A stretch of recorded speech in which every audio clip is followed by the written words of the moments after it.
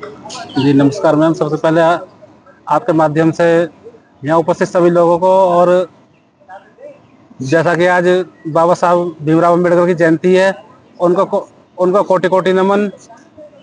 तो आज हम यहाँ कुछ मांगों के साथ आए हैं। एक तो हमारा अभियान है वोट वापसी का अधिकार अभियान। जिस तरह जनता को अधिकार होता है नेताओं को कुर्सी पर बिठाने का, हम चाहते हैं कि उनको काम ना करने पर जनता को अधिकार उन्हें वापस कुर्सी से हटाने का। तो इसके लिए हमारी कुछ मांगे हैं कि या तो जनता को वोट वापसी का अधिकार मिले, और जितने भी सरकारी अधिकारी कर्मचारी नेता हैं, इनके बच्चों का इलाज सरकारी अस्पतालों में हो, और इनके बच्चे सरकारी स्कूलों में पढ़ें, जिससे कि अस्पताल और स्कूलों की व्यवस्था सुधर सके। जैसा कि आप लोगों ने हमने देखा है, पिछले 10 सालों में सांसदों की सैलरी में 74,000 रुपये की बढ़ोतरी हुई है।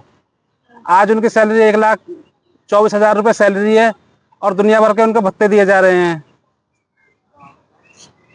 लगभग सब कुछ उनके लिए फ्री है, फिर भी उनके पेट नहीं भरे जा रहे। उनकी जिस दिन से उनकी सैलरी बढ़ोतरी हुई है, आप देख लीजिए, गैस के दाम बढ़ा दिए गए, डीजल पेट्रोल पे एक्साइज ड्यूटी बढ़ा दी गई है, महंगाई दिनों दिन बढ़ा दी गई है।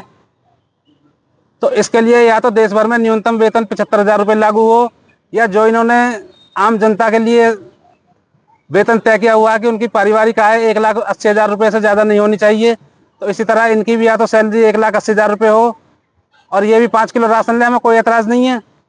जब ये गरीबों को 5 किलो राशन दे रहे हैं, तो ये तो गरीबों से भी ज़्यादा गरीब है। ये 10 किलो राशन लें, उससे भी हमें कोई एतराज़ नहीं है। 10 किलो राशन लें, 5 किलो तेल लें, 2 किलो चीनी लें।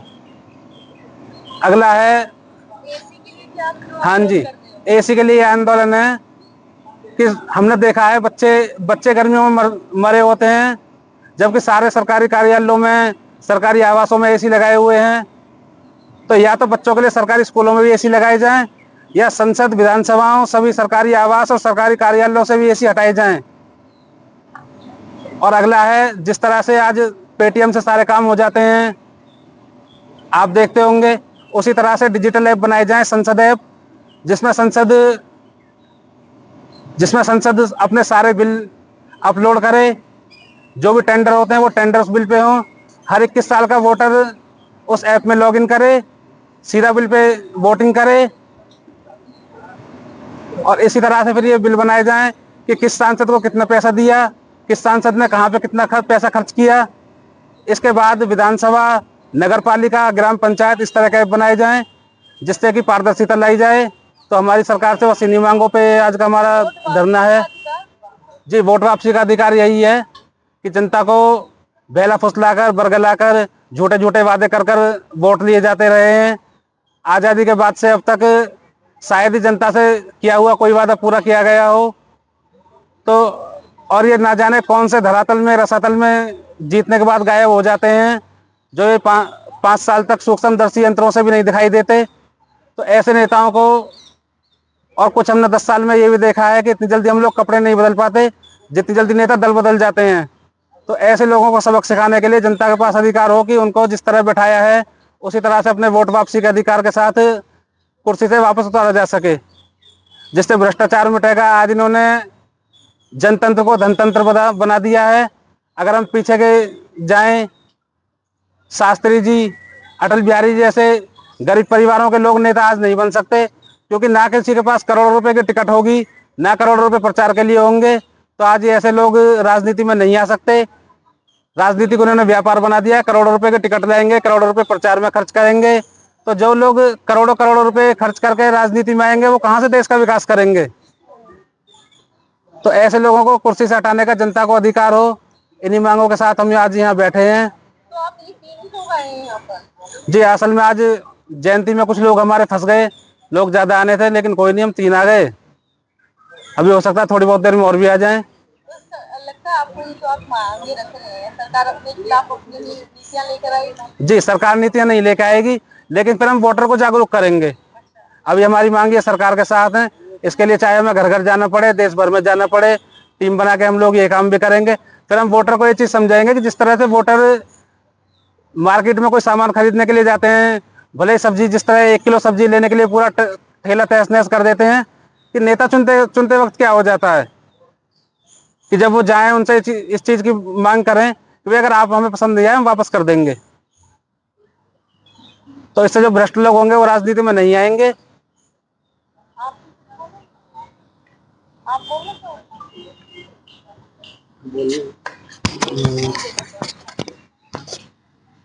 परीक्षा की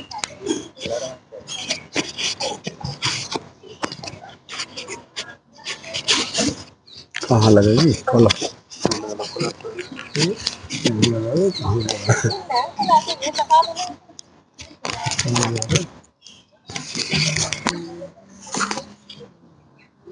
नाम परिचय। मेरा नाम भृगुनाथ यादव है जी।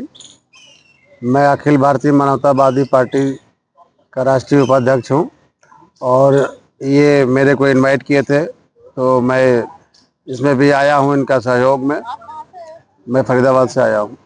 क्या कुछ कहेंगे किस तरीके से ये मांगे रख रहे हैं? हाँ, ये मांगे हमको ठीक लगा कि जनता जो है वोट तो देती है, वोट देने के बाद नेता जा कर के आराम से इस दल उस दल में मिलके सरकारें बना लेते हैं। जनता 5 साल देखती की देखती रह जाती है।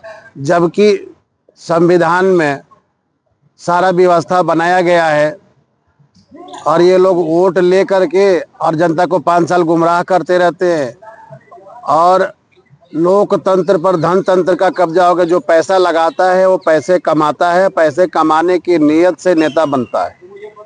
इसलिए ये हम और हमारी पार्टी भी यह मांग करती है ताकि जो लोकतंत्र पर धनतंत्र का कब्जा हो गया है इसको हटाया जाए। चुनाव आयोग ऐसा व्यवस्था बनाए ताकि सारे नेतागण एक मंच दे, एक साझा मंच करे, वहाँ अपनी अपनी बातें कहें और जब वो अपने वादा से मुकरे तो उनके लिए कार्रवाई का व्यवस्था, उचित कार्रवाई की जाए उनके ऊपर ताकि कोई गलत गुमराह देश की जनता को ना करे।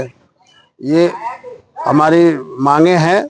और आप देखे होंगे स्कूल में फीस ना देने की वजह से कई बच्चे पढ़ाई छोड़ देते हैं। बहुत अफसोस होता है। जो वो गांव में और छोटे मोटे कस्बों में जो जाते आते हैं लोग ना, वो देखते हैं सरकारी स्कूल में पढ़ने को मजबूर है, उनके पास पैसा नहीं है।